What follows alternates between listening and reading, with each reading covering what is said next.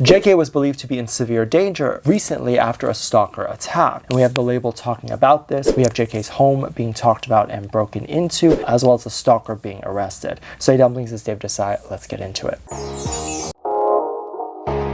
Recently, there's a K-pop YouTuber that is getting in trouble due to her alleged stalking of JK and some of the other members. I want to talk about this and get into this because this is also something that obviously hits very close to home for me. And I just want to kind of express that idiocy that a lot of content creators, especially in the K-pop space, have to deal with that a lot of people aren't even aware of. And I really hope as things keep going, there will be more content creators, especially in the K-pop space, that will talk about things like this because this is genuinely a huge problem in the K-pop space. There is this content creator that is getting a backlash. She's a huge content creator. She has over 5 million followers and she gets 1 million plus views on every video. I personally really like her. I just watched a few of her videos. They seemed really cool. I hadn't known of her or who she was before then, but I have no issues with her. She seems great. Like, I understand why she has this huge following. She uploaded a video talking about how she is moving into JK's apartment complex. Keep in mind, this is a video that has existed 7 months ago as of now.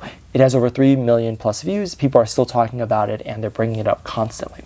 A lot of people have issues with her simply being in the same apartment building as JK, or just the fact that she is talking about his apartment complex, with people going as far as to say that the girl who was allegedly outside of JK's home and trying to break in was in fact this YouTuber. Now keep in mind, all of these things can be fully debunked if you just watch her video. She has talked about moving into the apartment complex. That's in the title, that's also in the thumbnail. She's not moving into the unit, she's just moving into his apartment complex. And if she was moving into his unit, that would mean that JK has already moved out. So then the apartment would be on the market, anyone can buy it and purchase it and live there. That's like saying the next person who owns that apartment when JK moves out is a stalker, when they spent their own money to buy the apartment.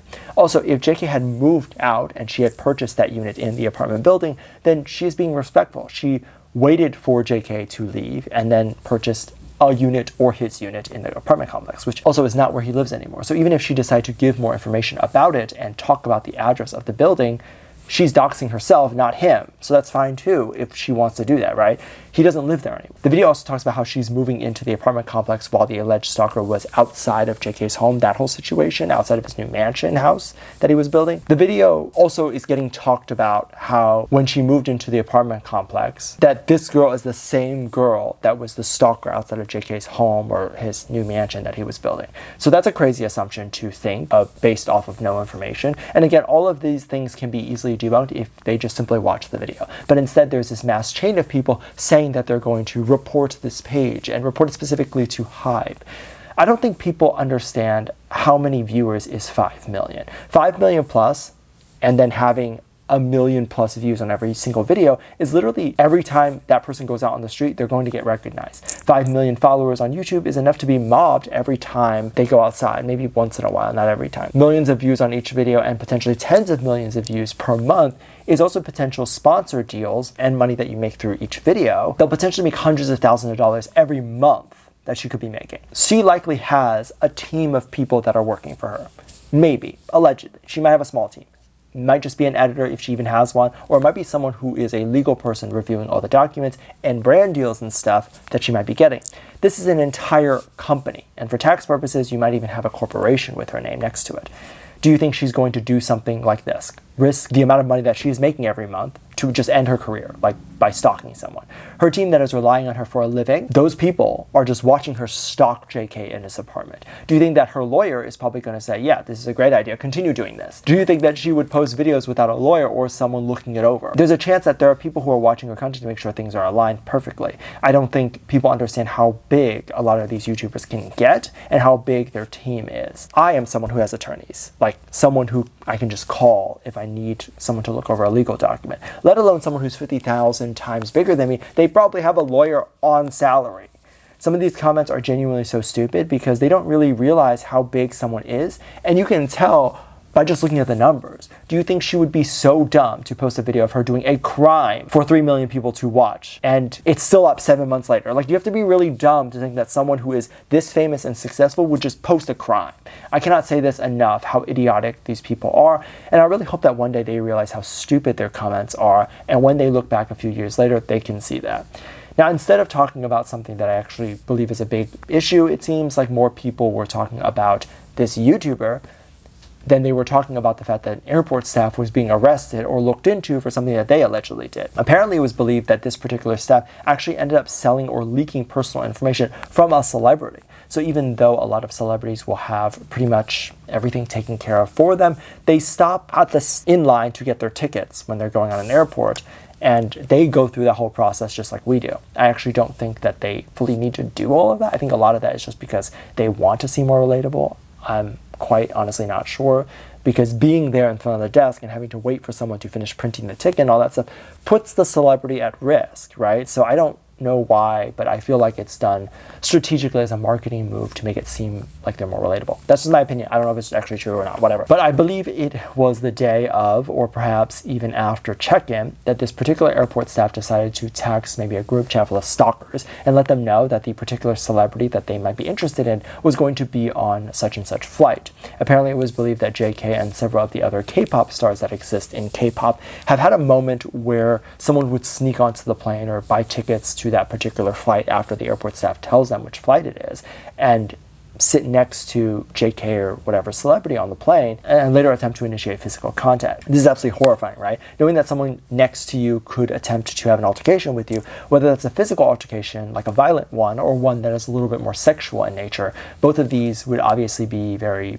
uncomfortable. Now, of course, I don't believe that there are particular laws with giving people's flight information, although I think there could be.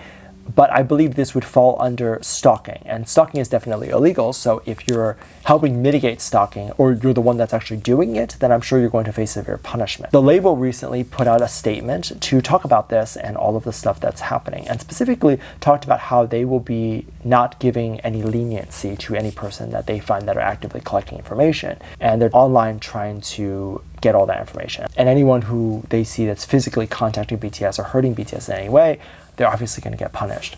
There are alleged stalkers online that have attempted to say that they are the ones that are hacking JK's iCloud, or they're the ones that are trying to get JK's private information. And what bothers me is that there's a lot of people mass reporting them and attempting to get them off. There are people who grab screenshots and they say, look at this person, a stalker, and they're trying to all of these things and how they're hacking such and such and all that stuff. We need to report them to the label. The community has a savior complex, and that is ultimately going to cause the end of the community. The people that they often report and say, oh, this person's a stalker just based on words, is not actually someone who has shown actual evidence that they are a stalker with actual photos and any details that's actually real. The community likes to report things based on assumptions and vibes. And I think this person's creepy, they must be bad. And you might think, well, it's no trouble to report someone who isn't a stalker. But eventually, if you keep reporting people, you're going to end up reporting someone that is a stalker, right? So this is the thought process. But it actually is harmful because it slows down the investigation. If you're not sure who the stalker is and you're just mass reporting anyone who seems creepy, then it's not helping the company, because then the company has to go through a pile of BS stuff that they're getting just to then try to see who's actually a stalker right now. Because they actually have to do the research. So while you think it's helping, they're spending an hour, 2 hours a day potentially researching someone that is not a stalker. And if you look into someone for an hour, you also would realize that they're not a stalker, but you're not looking into them. You're having the company do it. But now that they've wasted an hour, and that's probably not their only job, they would then have to move on to whatever their other jobs are, because no position in a company has just one job, and they could have spent it on a person who's actually a stalker. So you're just stopping that investigator to finding who the actual stalker is, but you're also having the stalker get more time from actually being seen or found out. Or you might have them found out months later, and at that point it actually could be too late, because if they decide to delete everything and just remove themselves off the internet, move countries, there probably wouldn't be much that HYBE could do at that point. Because if everything's gone, there really isn't a way for the label to track who wrote the post and find them, I don't think. Let me know what you think. Let me know your thoughts. Make sure you check out Patreon. I'll leave a link at the top of the description. Thank you for this lovely comment right here. Love you. Bye.